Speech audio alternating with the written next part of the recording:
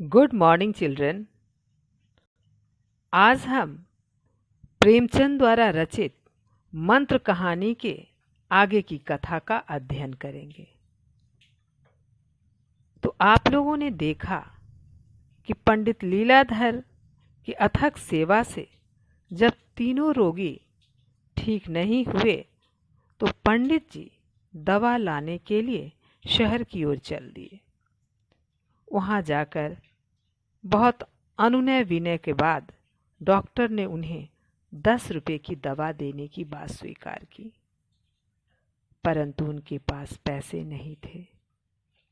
तो वे एक सेठ जी की दुकान पर जाकर गीता के श्लोक को सुनाकर सेठ जी को उन्होंने मंत्रमुग्ध कर दिया। फिर धर्म के 10 लक्षण बताए। सेठ जी उन पर मुग्ध हो गए एवं उन्हें अपने घर आने की बात कही, लेकिन पंडित जी ने उनकी बातों को अस्वीकार कर दिया। अब आगे की कथा इस प्रकार है।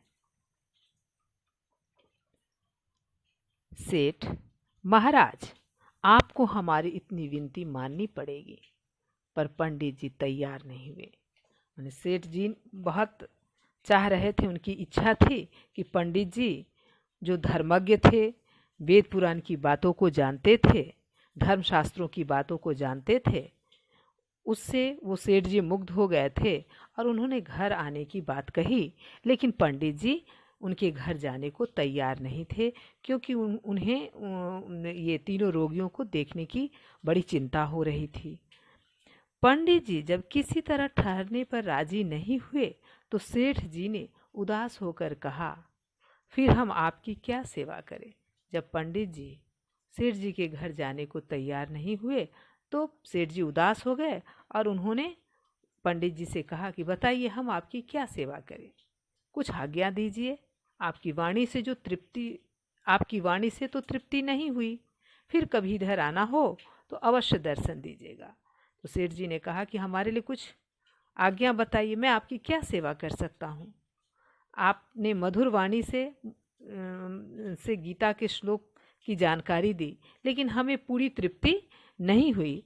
कभी इधर आइएगा तो आप अवश्य हमें दर्शन दीजिएगा। पंडित जी बोले, आपकी इतनी श्रद्धा है तो अवश्य आऊँगा। यह कहकर पंडित जी चल पड़े।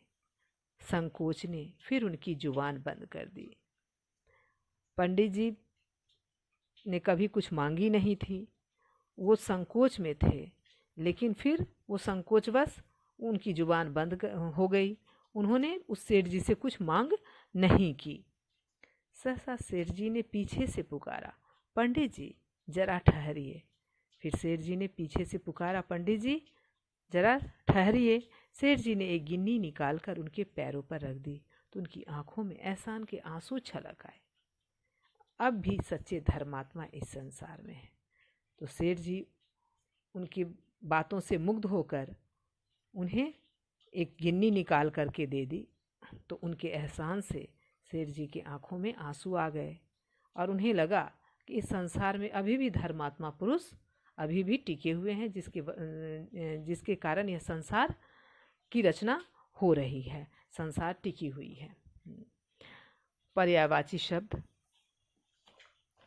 बच्चों पर्यायवाची शब्द नोट करेंगे। विनती, प्रार्थना, निवेदन, विनय, अनुनय। अवकाश, इसका समानार्थी शब्द हो गया छुट्टी, फुर्सत, खाली। तृप्ति, संतुष्टि, खुशी, प्रसन्नता, तुष्टि। श्रद्धा, भक्ति, निष्ठा, सम्मान, आदर। पंडित, समानार्थी शब्द विद्वान, विज्ञ, कोविद, प्रज्ञ, मर्मज्ञ। आप इसे फेयर कॉपी में नोट करेंगी। चलिए गृह कार्य नोट करें। पहला प्रश्न, सेठ जी के आंसू क्यों छलक आए।